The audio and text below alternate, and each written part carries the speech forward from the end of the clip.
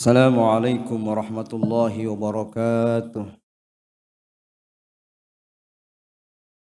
Alhamdulillahi ja'ala syahru ramadana unzila fihi al-Qur'an hudan linnasi wa bayyinatin minal huda wal furqan. Asyhadu an la ilaha illallah wahdahu la syarika lah wa asyhadu anna Muhammadan abduhu wa rasuluhu la nabiyya ba'dah.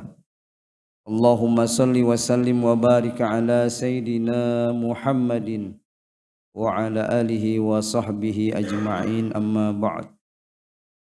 Qala Allah ta'ala fil Qur'anil Karim, a'udzu billahi minasy syaithanir rajim. Bismillahirrahmanirrahim.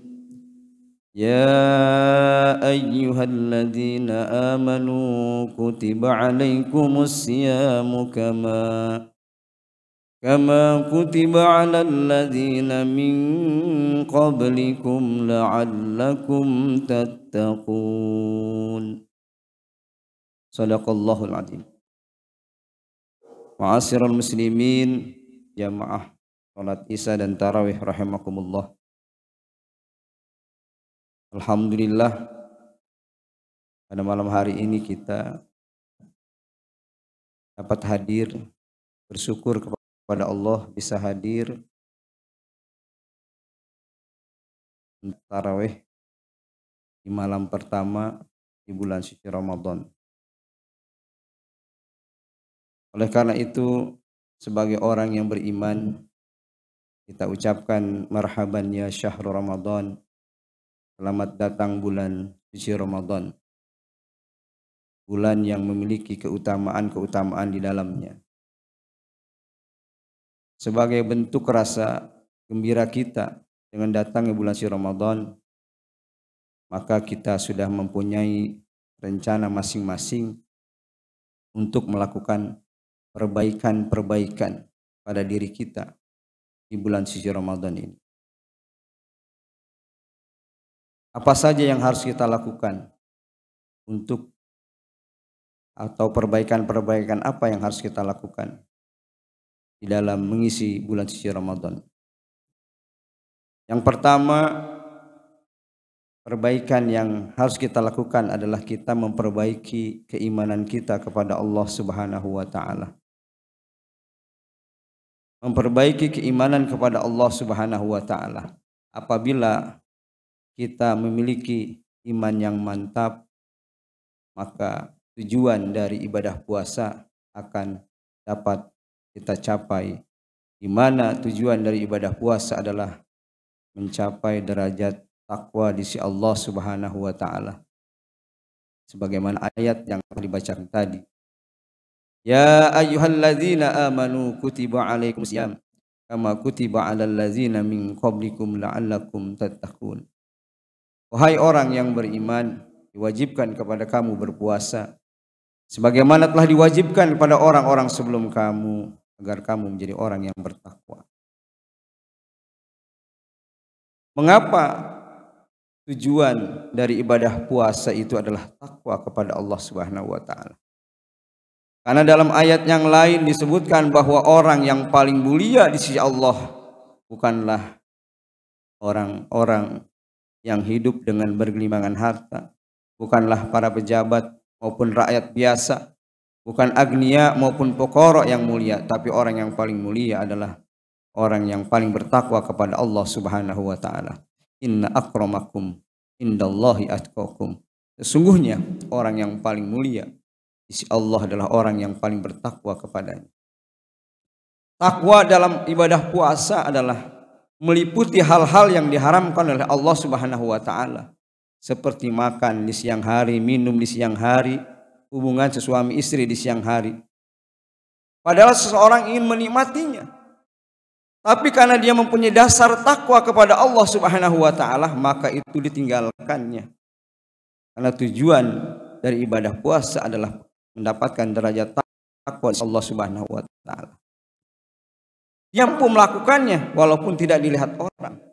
Tapi kita ketahui bahwa ibadah puasa adalah ibadah sirriyah, ibadah yang abstrak, ibadah yang tidak nyata, tidak kelihatan.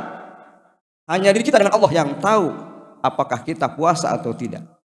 Oleh karena itu, kalau sudah merasa beriman, mempunyai keimanan, keyakinan yang kuat, ketakwaan yang kuat, maka dia tidak akan melakukan hal-hal yang dilarang oleh Allah Subhanahu wa taala. Karena ibadah puasa itu memiliki kemuliaan dibandingkan dengan ibadah-ibadah yang lain. Sebagaimana hadis qudsi yang disampaikan oleh Rasulullah sallallahu alaihi wasallam, kullu amal ibni adam yudha'aful hasanatu asyru amthaliha ila sab'i mi'atin di'fin. Sesungguhnya amal-amal ibadah anak Adam itu dibalas dengan 10 sampai 700 kali lipat. Qala azza wa jalla, kemudian Allah berfirman, illa saum, kecuali ibadah puasa. As-saumu li wa ana ajzi bihi. Puasa itu hanya untukku dan akulah yang akan membalasnya. Oleh karena itu, kita laksanakan puasa dengan sebaik-baiknya. Tujuannya adalah mendapatkan predikat takwa di sisi Allah Subhanahu wa taala. Apa itu takwa? Menurut Ali bin Abi Thalib, takwa itu adalah al-khaufu minal jalil. Hanya takut kepada Allah Subhanahu wa taala, tidak takut kepada yang lain. Dia hanya takut kepada Allah Subhanahu wa taala. Kalau seseorang sudah merasa takut kepada Allah Subhanahu wa taala, maka dalam keseharian kehidupannya dia akan menjalankan segala ketentuan-ketentuan yang datang dari Allah Subhanahu wa taala. Dia anggap dia akan menjalankan hanya perintah-perintah Allah yang sesuai dengan yang diwahyukan oleh Allah Subhanahu wa taala. Ma'asyiral muslimin rahimakumullah. Kemudian puasa juga merupakan penghalang dari siksa api neraka. Kalau kita laksanakan dengan sepenuh hati, maka inna masyam junnatun. Puasa itu adalah penghalang, yastahjinu bihal abdu minan nar, agar seorang tidak disentuh oleh api neraka. Ma'asyiral muslimin rahimakumullah. Kemudian puasa juga suatu saat nanti di hari kiamat akan menjadikan syafaat buat kita semua. Sebagaimana juga sabda Rasulullah sallallahu alaihi wasallam, asyam wal Qur'an yasfa'ani li 'abdi yaumil qiyamah. Puasa dan tilawah Quran akan kepada seorang hamba. Nanti puasa akan berbicara, yaqulu syam, puasa itu akan berkata, memohon kepada Allah, ayo Rabbi mana'tuhu ta'am wa syahatu bin nahar fasafi'ni fihi. Ya Allah, aku telah menahan tidak makan di siang hari, tidak minum di siang hari, dan menahan syahwat di siang hari, maka berikanlah dia syafaat. Maka Allah akan memberikan syafaat kepada orang-orang yang berpuasa. Ma'asyiral muslimin rahimakumullah. Kemudian puasa juga akan mendapatkan, orang yang melaksanakan puasa juga akan mendapatkan pengampunan dosa dari Allah Subhanahu wa taala. Man shoma ramadhana imanan wahtisaban ghufira lahu ma taqaddama min dzambi. Siapa yang berpuasa di bulan Ramadan dengan penuh keimanan, dengan istishab, maka Allah akan mengampuni segala dosa-dosanya. Salah satu amalan yang dianjurkan untuk kita lakukan di bulan Ramadan ini adalah mustaghfirina bil ashar, banyak bermunajat, mohon ampun di waktu sahur. Sebelum kita melaksanakan sahur, kita bangun malam untuk melaksanakan qiyamul lail, kita bermunajat kepada Allah Subhanahu wa taala, memohon ampun atas segala kehilapan-kehilapan dan dosa-dosa yang pernah kita lakukan. Karena salah satu doa yang tidak terhalang langsung diijabah oleh Allah Subhanahu wa taala adalah doa orang-orang yang berpuasa. Sebagaimana salah satu sabdanya, salah satu la turaddu da'watuhum. Ada 3 doa yang diijabah oleh Allah Subhanahu wa taala, tidak ada hijab dan diterima oleh Allah Subhanahu wa taala. Yang pertama adalah as-shaimu hatta yuftiru, doanya orang-orang yang berpuasa. Kemudian yang kedua adalah imamul adil, pemimpin yang adil. Dan yang ketiga adalah dakwatul mazlum, doanya orang-orang yang terzalimi. Ma'asyiral muslimin rahimakumullah. Kemudian puasa juga manfaatnya bagi kita nanti pada yaumul hisab, kita akan memasuki sebuah pintu surga yang bernama Ar-Rayyan, di mana di antara 8 pintu surga, al jannatu samaniyati abwab fiha babu yusamma ar-rayyan la yadkhul illa shaimun. Di mana nanti ada 8 pintu surga dan 1 pintu surga dimasuki hanya untuk orang-orang yang melaksanakan berpuasa di bulan Ramadan. Apabila orang-orang yang berpuasa sudah masuk seluruhnya, maka akan dikunci pintu tersebut dan kita yang melaksanakan puasa akan berada masuk di dalam surga melalui pintu Babur Rayyan. Inilah salah satu keistimewaan puasa, ibadah puasa yang kita laksanakan di bulan suci Ramadan. Ma'asyiral muslimin rahimakumullah. Kemudian yang kedua yang kita perbaiki adalah memperbaiki kedekatan kita kepada Al-Qur'anul Karim. Karena bulan Ramadan mendapatkan sebutan dengan Syahrul Quran, di mana di bulan Ramadan diturunkan Al-Quran oleh Allah Subhanahu wa taala. Kita hidupkan malam-malam, hari-hari di bulan Ramadan dengan banyak tilawah Quran, tadarus Quran. Karena amalan yang luar biasa tapi ringan kita lakukan, di antaranya adalah membaca Al-Quran. Dalam sebuah hadis dijelaskan bahwa seorang hamba yang membaca 1 huruf dari Al-Quran akan dibalas oleh Allah dengan 10 huruf. Man qara'a harfun min kitabillah fahuwa hasanatun. Siapa yang membaca huruf dari kitab Allah Subhanahu wa taala, maka dia akan mendapatkan kebaikan-kebaikan. Wal hasanatu asyru amsalha, dan 1 kebaikan dibalas oleh Allah dengan 10 kali lipat. La aqulu alif lam mim harfun, bukanlah alif lam mim itu huruf, walakin alif harfun, lam harfun, mim harfun.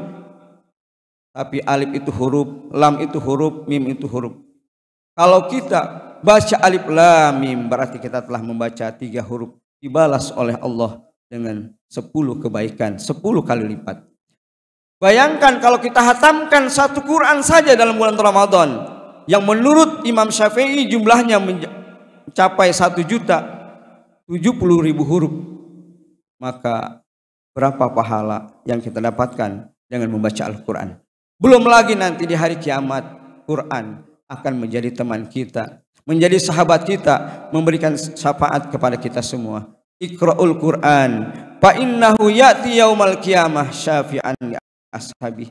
Banyak-banyaklah oleh kamu membaca Al-Quran, karena di hari kiamat nanti Al-Quran akan menjadi syafaat dan menjadi teman hidup kita. Dia akan menerangi kubur kita, memberikan cahaya di yaumil mahsyar dengan cahaya nurum mubina, cahaya yang luar biasa. Oleh karena itu, kalau kita selama ini jarang sekali membaca Al-Quran, maka kita jadikan Ramadan tahun ini menjadi lebih dekat lagi dengan Al-Quran. Kita hiasi lidah kita, setiap napas kita dengan bacaan-bacaan Al-Quran. Bacaan yang mudah sekali kita lakukan, tapi pahalanya memiliki jumlah yang luar biasa di sisi Allah Subhanahu wa taala. Bagi kita yang masih terbata-bata membaca Al-Quran, belajar kita baca Al-Quran. Orang yang bodoh itu adalah udah tahu dia bodoh tapi dia tidak mau belajar. Ini yang berbahaya. Oleh karena itu, terbata-batanya saja membaca Al-Quran, dalam belajar Al-Quran dia mendapatkan pahala di sisi Allah Subhanahu wa taala. Bagi yang sudah fasih membaca Al-Quran, maka dia mengkaji apa yang terkandung di dalam Al-Quran dengan mendatangi tempat-tempat kajian keislaman. Banyak sekali di kita, di masjid kita tercinta ini As-Sofia, di Masjid Al-Hijri 2 Kampus Ibnu Khaldun, di Masjid Al-Hijri 1, dan banyak-banyak lagi tempat-tempat untuk kita mendapatkan ilmu yang bermanfaat. Kalau orang yang sudah sering mendatangi tempat-tempat kajian keislaman, kemudian dia mendapatkan ilmu yang baru, maka dia semakin melakukan introspeksi diri. Ternyata selama ini ilmu saya sangat sedikit, dan banyak sekali ilmu yang belum kita ketahui. Semakin banyak kita belajar, ternyata semakin banyak pula ilmu yang belum kita ketahui. Termasuk mungkin ilmu tentang sholat yang benar, diawali dengan wudhu yang benar. Kalau wudhunya tidak benar, maka sholatnya pun tidak akan benar. Karena sholat adalah salah satu ibadah andalan kita yang tiap hari kita kerjakan. Kita yakin bahwa sholat adalah awwalu ma yuhassabu bihil abdi fi yaumil qiyamah as-shalah. Amal ibadah yang pertama kali akan dihisab oleh Allah Subhanahu wa taala. Ma'asyiral muslimin rahimakumullah. Kemudian yang ketiga yang harus kita perbaiki di bulan suci Ramadan adalah memperbaiki kedekatan kita kepada Allah Subhanahu wa taala. Kalau selama ini kita mungkin jauh dengan Allah, merasa tidak diawasi oleh Allah Subhanahu wa taala, maka mulai saat ini kita tanamkan bahwa kita merasa diawasi oleh Allah Subhanahu wa taala. Wa huwa ma'akum aina ma kuntum bima ta'malun. Allah di mana saja kita berada, Allah tahu dan Maha mengetahui apa yang kita kerjakan. Wa idza sa'alaka ibadi anni fa inni qarib. Apabila hambaku bertanya tentangku kepadamu wahai Muhammad, katakanlah aku ini sangat dekat. Oleh karena itu kita perbaiki ikatan kita kepada Allah. Kalau kita merasa dekat dengan Allah, maka kita akan senantiasa merasa diawasi oleh Allah Subhanahu wa taala. Kalau sudah merasa diawasi oleh Allah Subhanahu wa taala, tentunya kita tidak akan melakukan hal-hal yang dilarang oleh Allah Subhanahu wa taala. Ma'asyiral muslimin rahimakumullah. Kemudian yang terakhir yang kita perbaiki adalah ketundukan kita kepada Allah Subhanahu wa taala. Banyak-banyak berdoa kepada Allah Subhanahu wa taala. Karena orang yang tidak meminta atau tidak berdoa kepada Allah termasuk orang yang sombong di sisi Allah Subhanahu wa taala. Allah tidak menyukai orang-orang yang sombong. Orang-orang yang sombong makhluk Allah wa taala. Iblis laknatullah, dosanya cuma satu, yaitu sombong, takabur kepada Allah Subhanahu wa taala. Hingga ia diusir oleh Allah dari surga. Ketika wa iz qala lil malaikati isjudu li adam fasajadu illa iblis. Ketika Allah memerintahkan kepada para malaikat untuk sujud kepada Nabi Adam, kemudian semua sujud kecuali iblis. Iblis mengatakan bahwa saya lebih baik dari Nabi Adam. Nabi Adam engkau ciptakan dari tanah, sedangkan aku engkau ciptakan dari api. Iblis meyakini bahwa api lebih baik daripada tanah. Kemudian Allah Subhanahu wa taala melaknat iblis karena kesombongannya. Dan di hari kiamat nanti akan ditempatkan di neraka jahanam oleh Allah Subhanahu wa taala. Kemudian ada makhluk Allah lain yang sangat sombong, yaitu Fir'aun. Fir'aun sangat sombong karena kekuasaannya melebihi dosa yang dilakukan oleh iblis. Kalau iblis dosanya hanya sombong, tapi Fir'aun selain sombong, dirinya mengaku sebagai Tuhan. Ini luar biasa, makhluk yang sangat durjana di hadapan Allah Subhanahu wa taala, sehingga terbersit dalam hati iblis ingin bertobat kepada Allah Subhanahu wa taala. Karena ternyata ada makhluk yang lebih biadab dari iblis, yaitu Fir'aun. Fir'aun selain sombong mengaku dirinya sebagai Tuhan. Iblis tidak pernah mengaku dirinya sebagai Tuhan. Iblis pernah merasakan nikmat surga, karena sombongnya iblis diusir oleh Allah dari surga. Ma'asyiral muslimin rahimakumullah. Banyak sekali keangkuhan, kesombongan. Yang terakhir mungkin kita dalam sejarah pernah mendengar cerita Qarun. Qarun ketika dimintai zakat oleh Nabi Musa mengatakan bahwa harta yang saya peroleh ini dari hasil jerih payah saya, keringat saya, bukan dari Nabi Musa dan bukan dari Tuhannya Nabi Musa. Sehingga Qarun dihancurkan, dibenamkan bersama hartanya ke dalam tanah. Begitu juga banyak lagi dalam sejarah kita saksikan bagaimana orang-orang yang sombong diabadikan oleh Allah Subhanahu wa taala dalam Al-Qur'an dan akan mendapatkan kehancuran dan dihancurkan oleh Allah Subhanahu wa taala. Akhirnya kita berharap mudah-mudahan di Ramadan tahun ini kita bisa melakukan perbaikan keimanan kita kepada Allah Subhanahu wa taala, perbaikan ketundukan kita kepada Allah Subhanahu wa taala, perbaikan kedekatan kita kepada Al-Qur'an, dan perbaikan kedekatan kita kepada Allah Subhanahu wa taala, sehingga pada akhirnya kita bisa mampu mencapai derajat takwa di sisi Allah Subhanahu wa taala. Amin ya rabbal alamin. Mohon maaf atas segala kekurangan. Assalamualaikum warahmatullahi wabarakatuh.